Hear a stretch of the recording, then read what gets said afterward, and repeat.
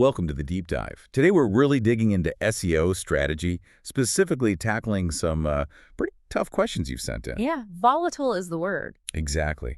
The aim here isn't just facts, it's about getting that strategic mindset, Yeah. for navigating this shifting landscape. Right. We're looking at sources suggesting maybe the smartest move sometimes isn't fighting harder, but knowing when to actually walk away. Or maybe when to shift focus entirely. It seems we need to think beyond just basic optimization. Absolutely. It's about understanding what the algorithms tolerate, or maybe even favor, whether that's a site that's losing ground or, say, a big black hat effort. We need quick, actionable stuff. Okay, let's hit the big one first. This listener. They've lost half their traffic, half their clicks in just 4 months. The question is, do you keep pouring money and time into it? Look, the common wisdom here, and honestly, the data often backs it up. Once a site slips that hard, it tends to keep slipping. It's like it gets flagged somehow. Trying to save it is often just throwing good money after bad. Often, yeah.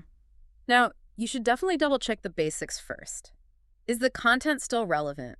Does it match what people are actually searching for now? Search intent. Sure, the fundamentals. But fighting against what seems like Google's decision on that site, it usually takes way more effort, way more resources than just starting something new. We saw that case study, Selectos. That was, well, kind of depressing. Yeah, it was. They kept publishing.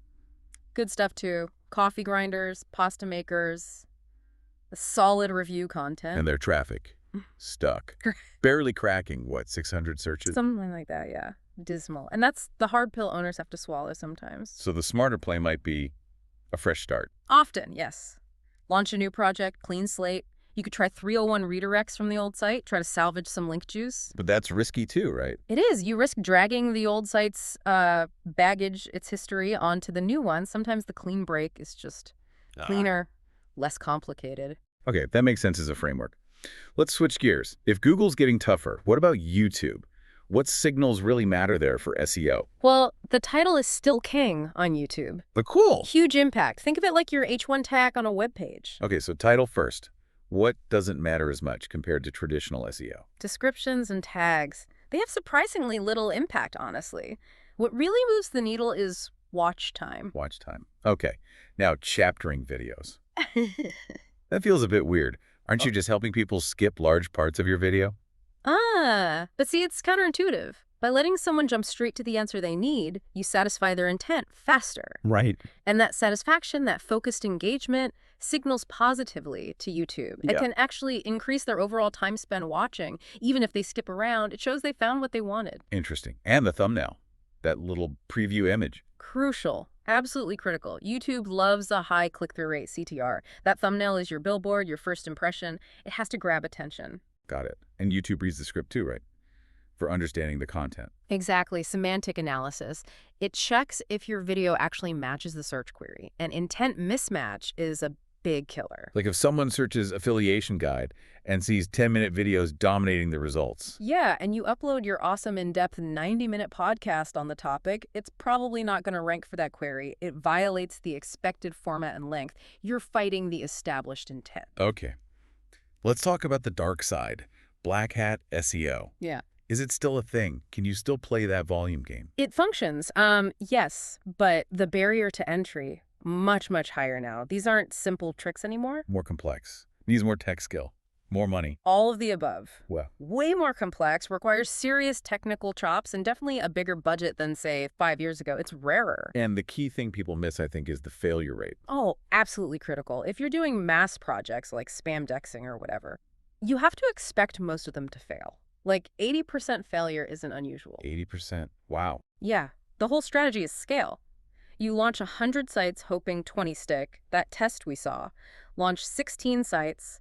Only 2 ended up generating consistent results. So it's purely a numbers game, and you need the stomach for massive failure. Exactly. A high tolerance for flops is mandatory if you want that model to be profitable. All right, last big topic, the tech stack. Custom code, like Next.js, versus a big CMS like WordPress or Shopify. Does it really matter for SEO which one you pick? Honestly, Not as much as people think, or maybe as much as it used to. Really? Yeah, as long as the site is fast and gives a good user experience, the specific backend, whether it's WordPress or Next.js or Shopify, has pretty minimal direct SEO impact these So days. speed is the main thing. Speed is paramount. If you have two sites, both well-built, both fast, then content, links, authority, external traffic, that's what makes the difference, not usually the underlying code framework itself. But for e-commerce, Shopify seems strong. It is. Shopify sites rank very well. And here's a tip. Don't feel you need to split your blog onto, say, a WordPress subdomain just for SEO. Keep your informational content integrated with your product pages on Shopify. It usually works better. Okay, so wrapping this up, whether you're playing it safe with white hat or going aggressive with black hat, success seems to hinge on understanding those algorithmic signals like watch time on YouTube. Right, and also embracing failure strategically. Knowing when to cut losses on a failing site or accepting that huge flop rate if you're scaling big. It leads to a final thought, especially for listeners trying to build links on a budget. We always hear that complex link building, ninja linking, is hard without experience. Very hard, yeah. So, Uh. what about simple, old-school mutual link exchanges? Site A links to site B links back. We're told forever to avoid them. Uh-huh. The classic reciprocal link, generally frowned upon. But could they be a valid starting point? Especially if you're new, in a tough niche, and these aren't like 100% of your links. Is a simple mutual link potentially better than no link? Something for you to think about.